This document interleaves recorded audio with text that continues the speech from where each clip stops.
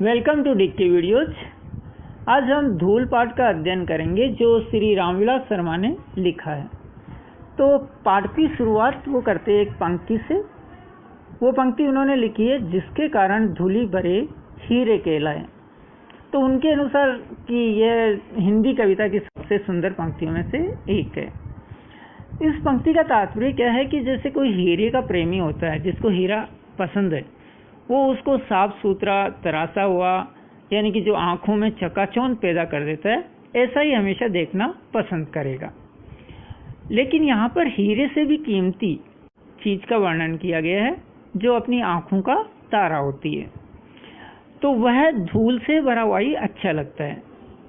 यानी कि यहाँ पर कहने का तात्पर्य है कि जिस व्यक्ति का बचपन गांव के गलियारियों की धूल में बीता हो, वह इस धूल के बिना किसी शिशु की कल्पना भी नहीं कर सकता।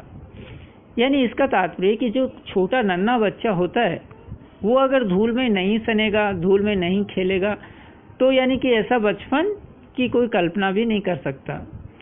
जैसे फूल के ऊपर जो रेणु उसका श्रृंगार करती है, रेणु का मतलब कि जो सूरज की किरणें होती है फूल के ऊपर पड़ती है, तो वो बहुत ही सुंदर दिखाई देता है।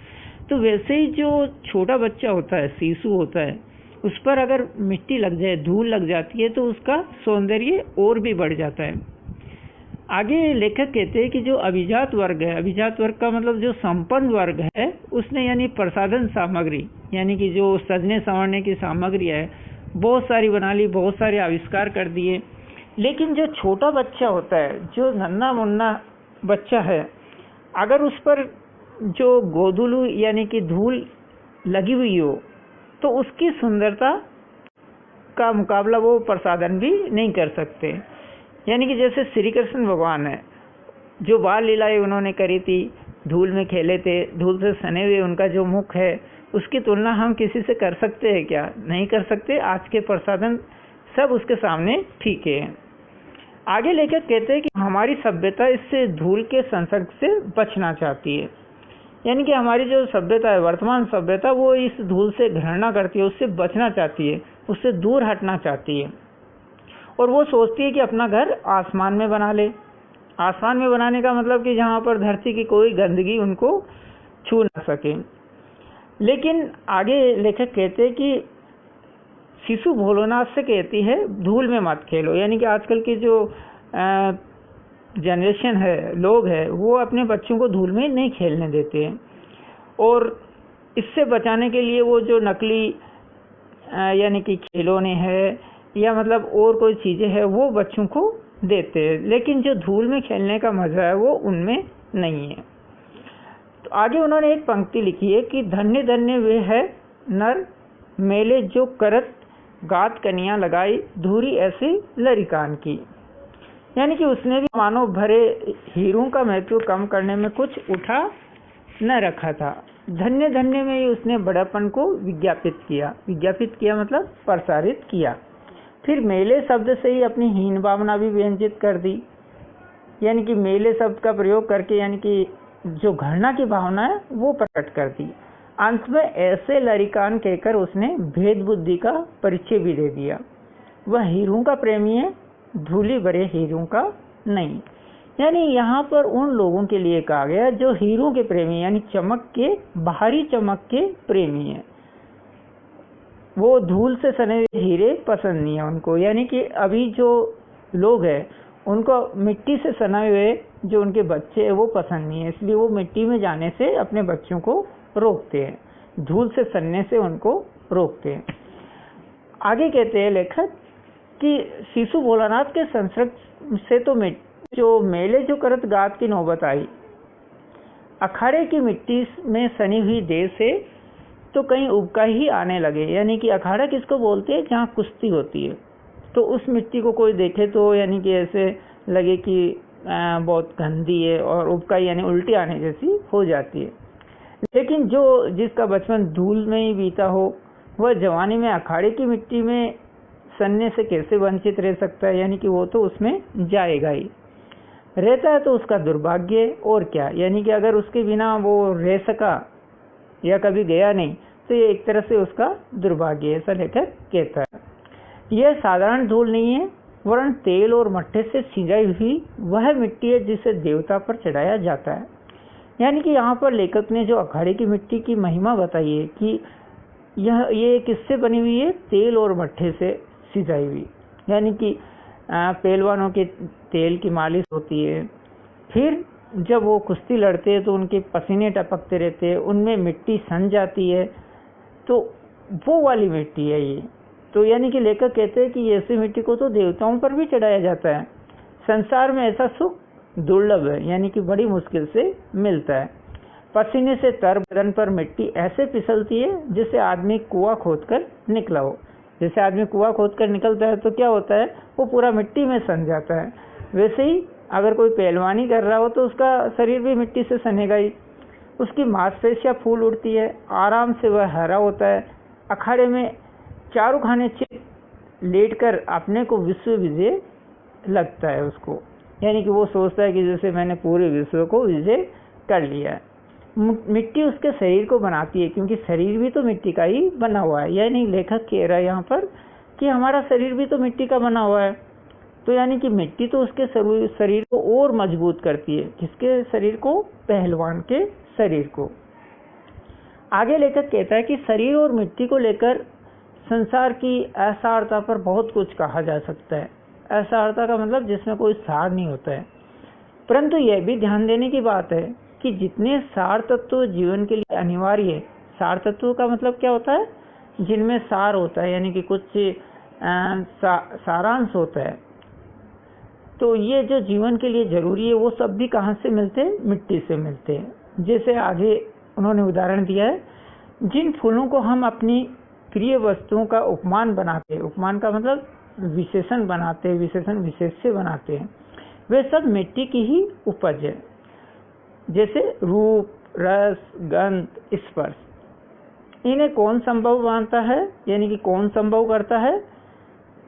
माना कि मिट्टी और धूल में अंतर है, लेकिन उतना ही जितना शब्द और रस में, देह और प्राण में, चांद और चांदनी में।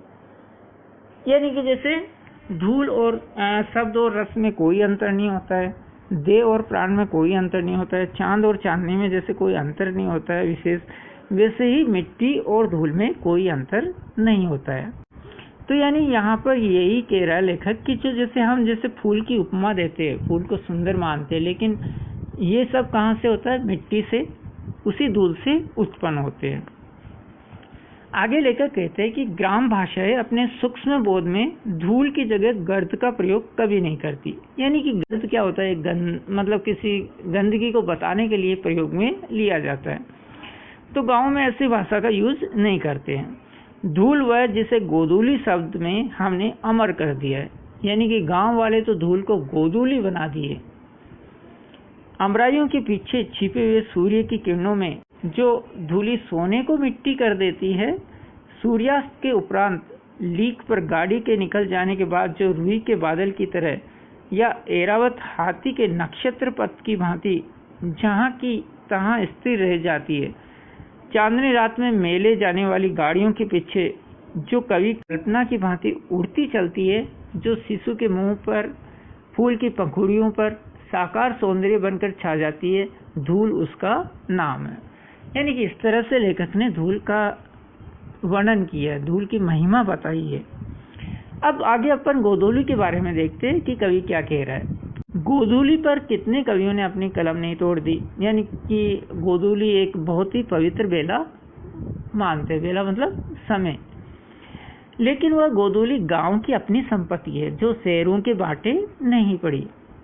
यानी कि ये जो गोधूली का अपन यूज करते हैं ये केवल गांव में ही हमारे को मिल सकती है, शहरों में नहीं।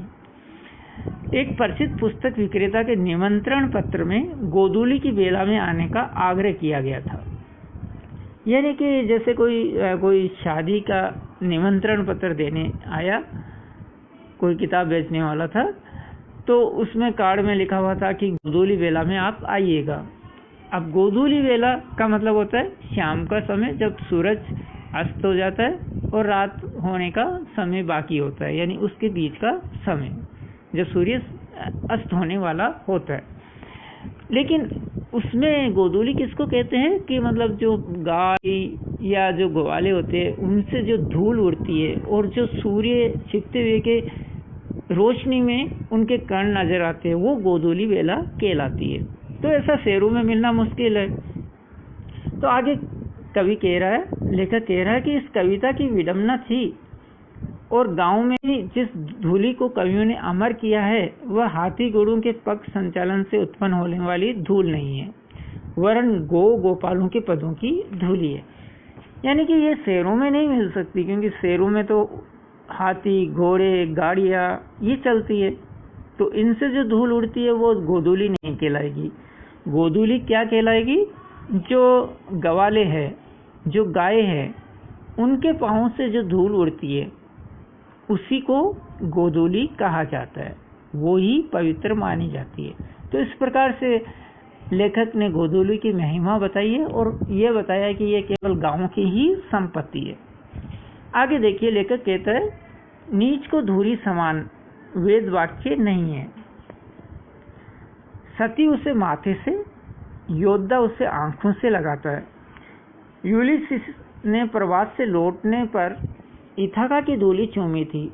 यूक्रेन के मुक्त होने पर 1 लाख सैनिक ने उसी श्रद्धा से वहां भी धूल का स्पर्श किया था। श्रद्धा, भक्ति, स्नेह, इनकी चरम व्यंजना के लिए धूल से बढ़कर और कोई साधन है क्या? यहाँ तक कि घृणा, असूया आदि के लिए भी धूल चाटने, धूल झाड़ने आदि की क्रियाएं प्रचलित है।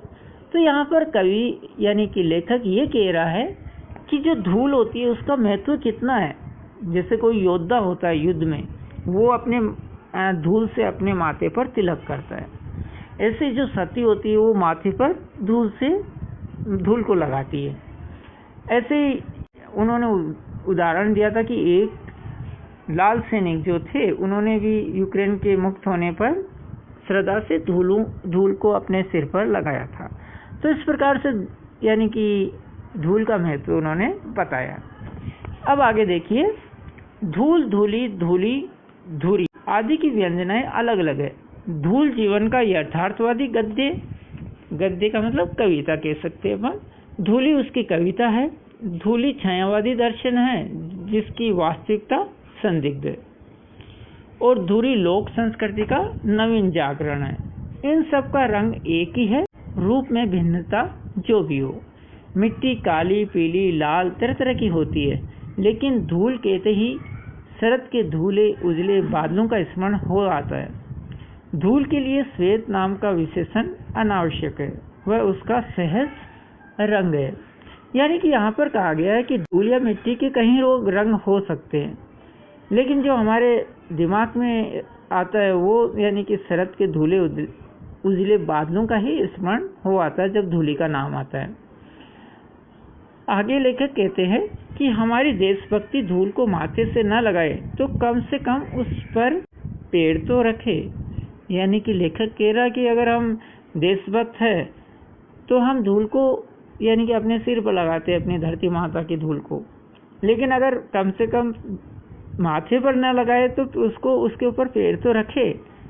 यानी कि कहने का तात्पर्य ये है कि आजकल के लोग तो धूल में पैर भी नहीं रखना चाहते, वो तो यानी कि नीचे पाँव भी रख दिया तो ये सोचते हैं उनका पाँव गंदा हो गया। किसान के हाथ पैर मुंह पर छाई हुई वह धूल हमारी सभ्यता से क्या कहती है? हम कांच को प्यार करते हैं, धूली भरे हीरे में धूल ही दिखाई देती है। भीतर की कांति आंखों से ओझल रहती है, लेकिन ये हीरे अमर है और एक दिन अपनी अमरता का प्रमाण भी देंगे। यानी इस तरह उन्होंने धूल से बनी हुई चीजें या धूल का महत्व बताया। उन्होंने कहा कि केवल हम हीरे की चमक तो देखते बाहर ही, लेकिन वो किससे बना हुआ है वो हम नहीं देख पाते हैं। अभी तो उन्होंने अटूट होने का ही प्रमाण दिया है। हीरा वही घन चोट न टूटे, यानी इसका मतलब कि हीरा वही कहलाता है जिसको यानी कि कितना भी घन से मारो, कितनी भी चोट करो, लेकिन वो ना टूटे। वे उलटकर चोट भी करेंगे और तब कांच और हीरे का भेद जानना बाकी न रहेगा। तब हम हीरे से लिपटी हुई धूल को भी माथे से लगाना सीखेंगे। तो इस प्रकार से यानी कि लेखक ने इस पूरे पाठ में धूल का महत्व समझाया और ये समझाया कि हम आजकल जो धूल से घृणा करते, धूल से दूर भागने की कोशिश करते, अपने बच्चों को धूल से वंचित करते, तो वो हमारे लिए और हमारी सभ्यता के लिए गलत है, क्योंकि धूल का बहुत महत्व होता है। तो आपको अगर मेरा वीडियो अच्छा लगा हो तो कृपया सब्सक्राइब कीजिए, लाइक कीजिए, शेयर कीजिए। थैंक्स। वेलकम टू डिक्की वीडियो।